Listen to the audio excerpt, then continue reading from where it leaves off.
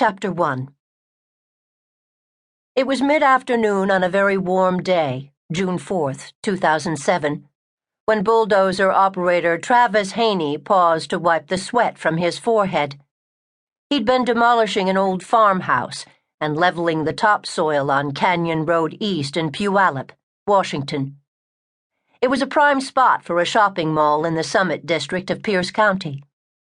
The Washington State Fairgrounds were close by, and land surrounding Puyallup was known for its rich soil and never-ending acres of daffodils.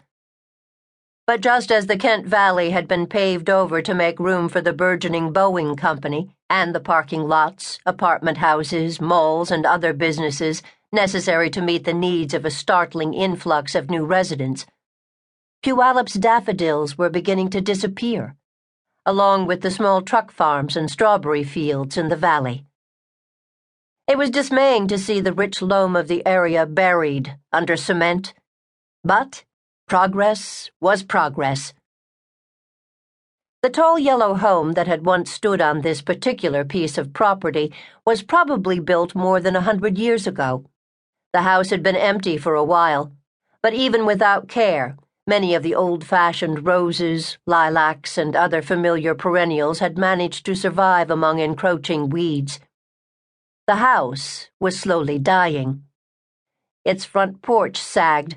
Some windows were broken and seemed like dead eyes staring out as the demo teams moved in. There had indeed been a ghostly presence surrounding the house, which no one wanted any longer.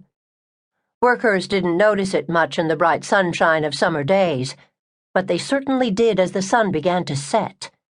In June, in the Northwest, that doesn't happen until almost 10 p.m. The house itself was gone by June 4th. All the splintered boards and walls with a dozen layers of wallpaper had been hauled away to landfills. The last thing Travis Haney was thinking about on this Monday afternoon was hauntings and bizarre secrets. He moved the dozer close to the fence on the west-northwest section of the lot, idly glancing at the dirt the blade turned up. And then a black plastic trash bag rose up through the disturbed earth. Haney lowered the bucket again, and the next scoop brought up the rest of the bag. He dumped it onto a pile of dirt. He could see that it was torn. Curious, he hopped down from his perch and opened the bag along one side. There were bones and rotted clothing inside, and some tattered twine that might have been used to tie it all up. Finding bones wasn't particularly unusual for crews who were demolishing buildings and houses and rearranging dirt. Haney mused that these bones must have been in the bag for a long time.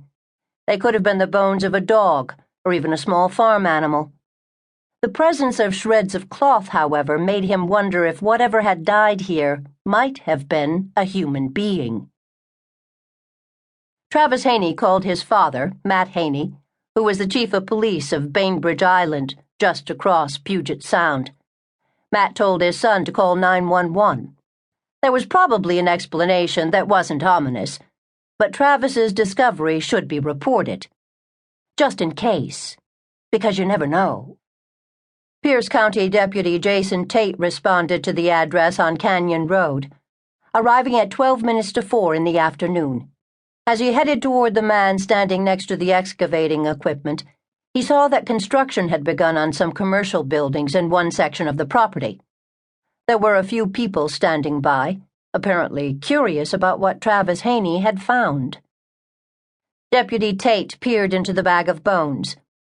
He wasn't an expert, but he suspected they might very well be human bones. He contacted the Pierce County Sheriff's Dispatch and requested that the forensic unit respond. Adam Anderson arrived first. After studying the bones, he tended to agree with Tate. The remains did appear to be human. Anderson's supervisor, Steve Wilkins, headed out to the scene as the afternoon slipped into evening.